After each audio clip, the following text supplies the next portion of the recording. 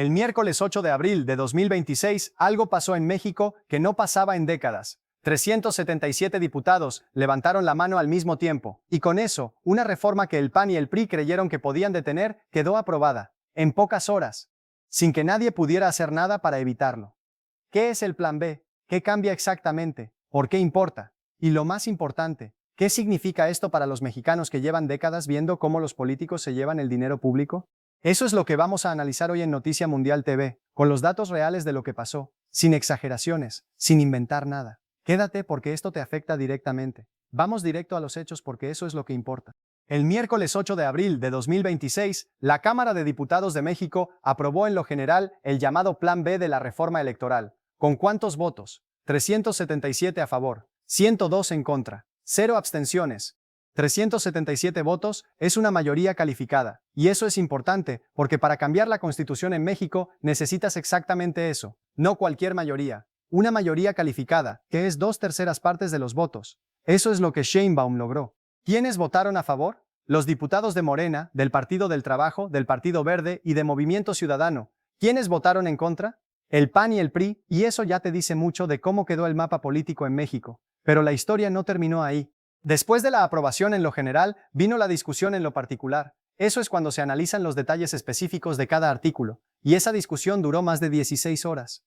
La sesión empezó al mediodía del miércoles y terminó a las 2:30 de la madrugada del jueves. 16 horas de debate con insultos, acusaciones y descalificaciones de todos los lados. Al final, en lo particular, la reforma se aprobó con 343 votos a favor y 124 en contra. Nota importante, aquí Movimiento Ciudadano ya no votó a favor en varios artículos, pero fue suficiente para que la reforma pasara completa. Y así terminó una noche que la política mexicana no va a olvidar fácilmente. Antes de explicar qué es el Plan B, hay que decir que no es, porque hay mucha confusión circulando en redes sobre este tema. El Plan B no es una reforma que cambia cómo se eligen los diputados, no cambia el número de senadores, no modifica la forma en que se organizan las elecciones federales.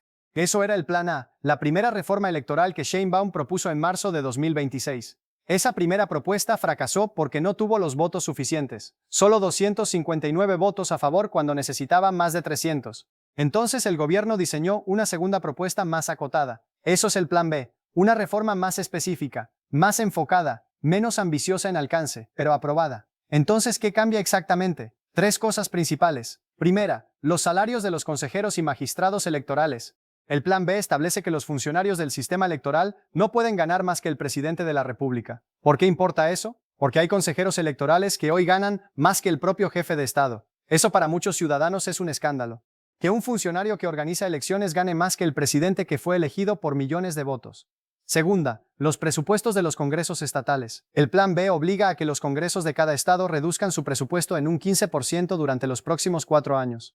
¿Qué significa eso? Menos dinero para las estructuras de los partidos en los estados, menos asesores pagados con dinero público, menos viáticos, menos bonos, menos privilegios. Tercera, el número de regidores en los municipios.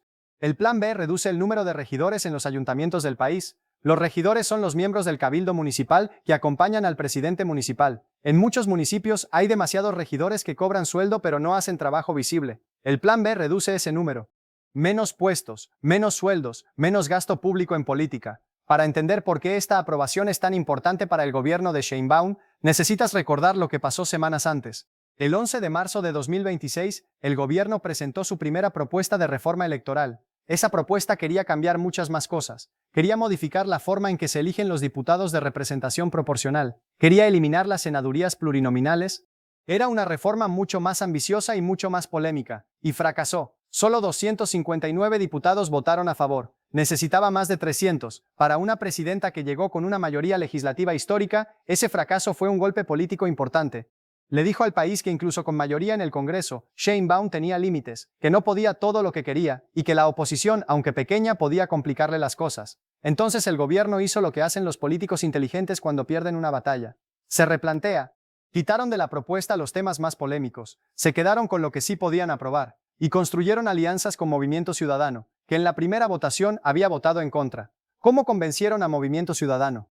Eso no está totalmente claro y es uno de los temas más debatidos en la política mexicana esta semana. El PAN y el PRI acusan que hubo un acuerdo político detrás. Movimiento Ciudadano dice que votó a favor porque la propuesta tiene medidas de austeridad reales que benefician a los ciudadanos. Cada quien tiene su versión. Lo que sí es claro es que sin los votos de Movimiento Ciudadano no había 377, y sin 377 no había reforma. Esa alianza fue la clave de todo. Seamos honestos sobre algo. Te contamos lo que dice cada lado para que tú decidas, y la oposición tiene argumentos que vale la pena escuchar. Primer argumento, el federalismo. El PAN y el PRI dicen que el Plan B viola la soberanía de los estados. ¿Por qué? Porque obliga a los congresos estatales a reducir su presupuesto y a los municipios a tener menos regidores. Pero esas son decisiones que, según la Constitución, les corresponden a cada estado tomar por su cuenta, no al Congreso Federal.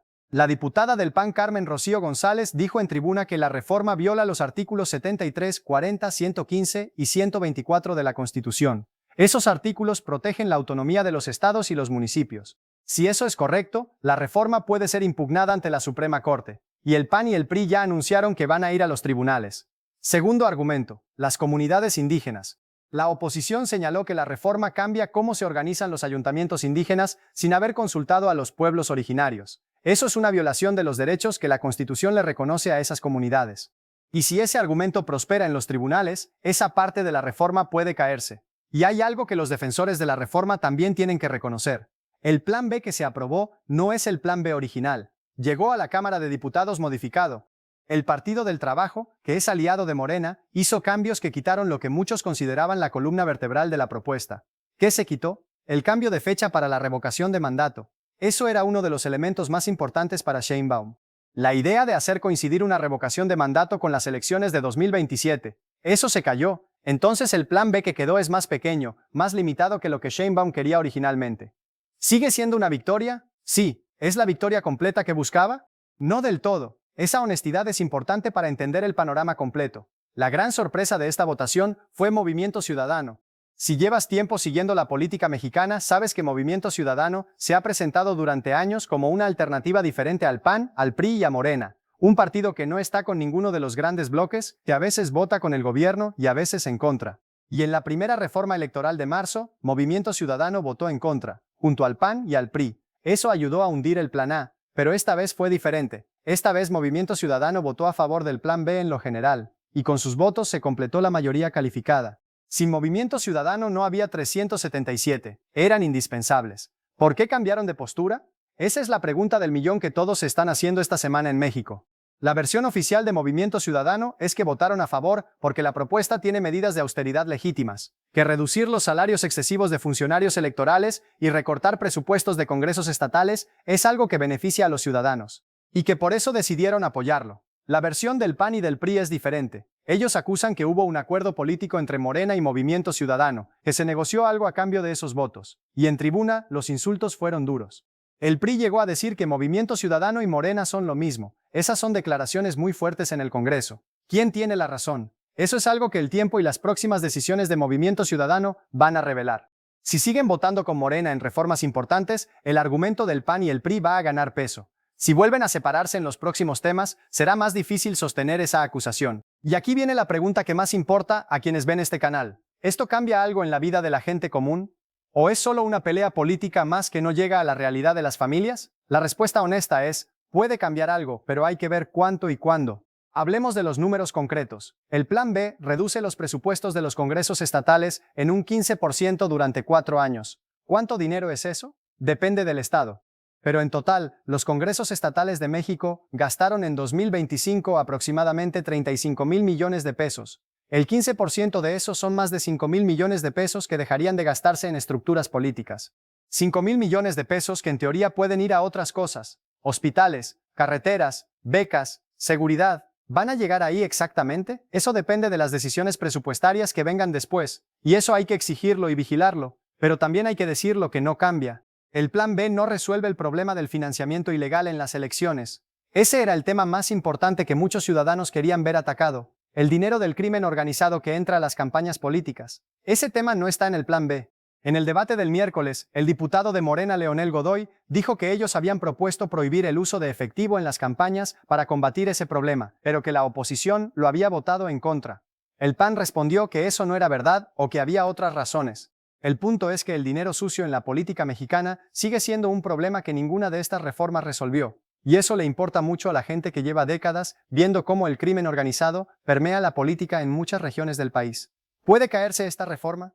Pero la historia no termina con la aprobación en la Cámara de Diputados, ni siquiera termina cuando el Senado la ratifique, porque la oposición ya anunció que va a impugnarla ante la Suprema Corte de Justicia de la Nación. ¿Qué significa eso? Que van a pedir a los jueces más altos del país que revisen si esta reforma viola la Constitución. Y si la Corte decide que sí la viola, puede echarla para atrás. ¿Es eso posible? Sí, ya pasó antes en México.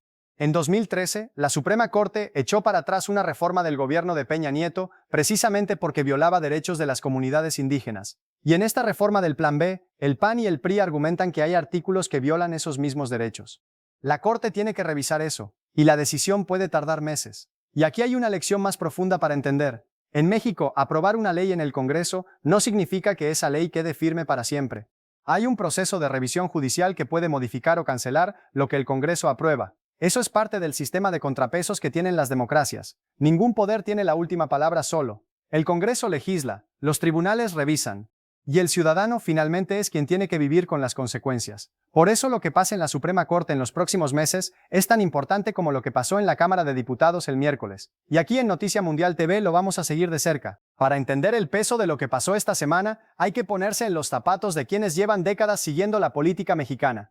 Si tienes más de 55 años, has visto cosas que las generaciones jóvenes solo conocen en los libros. Viste el México del Partido Único donde el PRI ganaba todas las elecciones. Viste cómo se construyeron los institutos electorales precisamente para que las elecciones tuvieran árbitros independientes. Viste la alternancia del año 2000 cuando Vicente Fox ganó la presidencia y el PRI perdió el poder por primera vez en 71 años. ¿Viste cómo se construyó un sistema donde los árbitros electorales tenían autonomía para no depender del gobierno de turno? Eso costó décadas de lucha. Y hoy hay un debate muy serio sobre si estas reformas fortalecen ese sistema o lo debilitan. Hay dos lecturas completamente diferentes de lo que pasó el 8 de abril. La primera lectura es la del gobierno y sus aliados. Dice que el sistema electoral mexicano se había convertido en un negocio para una élite de funcionarios que cobraban sueldos escandalosos, que los congresos estatales eran fábricas de gasto inútil pagado con el dinero de los ciudadanos, y que el Plan B pone fin a esos excesos, que es una reforma que le quita dinero a los políticos para dárselo al pueblo. La segunda lectura es la de la oposición y de muchos especialistas electorales. Dice que reducir los presupuestos y los salarios del sistema electoral puede debilitar su independencia, que un árbitro electoral que gana poco o que tiene menos recursos puede ser más vulnerable a presiones, y que eso puede abrir la puerta a que el gobierno de turno tenga más influencia sobre quién organiza las elecciones. Esas dos lecturas son legítimas. Y tú, que has visto la política mexicana desde adentro durante décadas, tienes los elementos para evaluarlas mejor que nadie. ¿Y qué viene ahora? Primero, el Senado. La reforma aprobada en la Cámara de Diputados tiene que ratificarse en el Senado. En el Senado la correlación de fuerzas es similar a la de la Cámara. Morena y sus aliados tienen mayoría. La expectativa es que la aprueben, pero hay detalles que pueden cambiar en el camino. Segundo, los congresos estatales. Porque esta es una reforma constitucional, tiene que ser ratificada también por la mayoría de los congresos de los estados. Al menos 16 estados tienen que aprobarla. En los estados donde Morena gobierna eso es relativamente sencillo. En los estados donde gobierna la oposición puede haber resistencia. Tercero, la Suprema Corte. El PAN y el PRI ya anunciaron que van a impugnar. La Corte tiene que decidir si los artículos que afectan a los estados y a las comunidades indígenas son constitucionales o no. Eso puede tomar meses. Y puede modificar partes importantes de lo que se aprobó. Y hay una fecha que da contexto a toda esta urgencia. En 2027 hay elecciones en México. Elecciones importantes. Gobernadores, congresos locales, presidencias municipales. Y el gobierno de Sheinbaum quería tener el nuevo sistema electoral funcionando antes de esas elecciones. Por eso la prisa. Por eso el Plan B después del fracaso del Plan A. Por eso la sesión de 16 horas. El reloj de la política mexicana está corriendo. Y lo que pasa en los próximos meses va a definir las reglas del juego para esas elecciones de 2027. Si eres mexicano o si tienes familia en México, lo que pasó esta semana te importa directamente. No porque la política sea interesante como espectáculo, sino porque las reglas de cómo se hacen las elecciones determinan quién gobierna. Y quién gobierna determina qué pasa con los servicios que usas. Tu pensión, los hospitales, las carreteras, la seguridad en tu colonia. Todo eso está conectado con las decisiones políticas. Y si el sistema electoral cambia, cambian también las condiciones bajo las cuales se van a elegir a los próximos gobernantes. ¿Es ese cambio para bien o para mal? Eso depende de cómo se ejecute lo que se aprobó. Y depende de que los ciudadanos exijan que el dinero que se ahorra en políticos llegue efectivamente a los servicios que necesitan. No en el discurso, en los hechos. Y si eres de la comunidad latina en Estados Unidos o vives en otro país de América Latina y sigues la política mexicana, esto también te importa. México es la segunda economía más grande de América Latina. Lo que pasa en su política interna tiene efectos regionales. Y para los mexicanos que viven en Estados Unidos y mandan dinero a sus familias en México, la estabilidad política del país tiene consecuencias directas en la economía familiar de sus seres queridos. Un México políticamente estable es un México donde el peso no se devalúa de manera brusca, donde los negocios familiares tienen certeza, donde los servicios públicos funcionan mejor. Por eso vale la pena seguir esto, no como entretenimiento, sino como información que afecta decisiones reales de tu vida y de tu familia. Entonces, ¿qué pasó realmente el 8 de abril de 2026? Pasó que Sheinbaum logró lo que muchos pensaban que no podía lograr después del fracaso del Plan A. Construyó una alianza con Movimiento Ciudadano, redujo el alcance de su propuesta y aprobó una reforma constitucional con 377 votos. El Plan B reduce salarios de funcionarios electorales, recorta presupuestos de congresos estatales y disminuye el número de regidores en los municipios. ¿Es eso una victoria completa para el gobierno? No del todo. La reforma quedó más pequeña de lo que Sheinbaum quería. ¿Es una derrota para la oposición? Sí, en el Congreso, pero la batalla se traslada ahora a los tribunales. ¿Es una buena noticia para los ciudadanos? Si el dinero que se ahorra efectivamente llega a los servicios que la gente necesita, sí.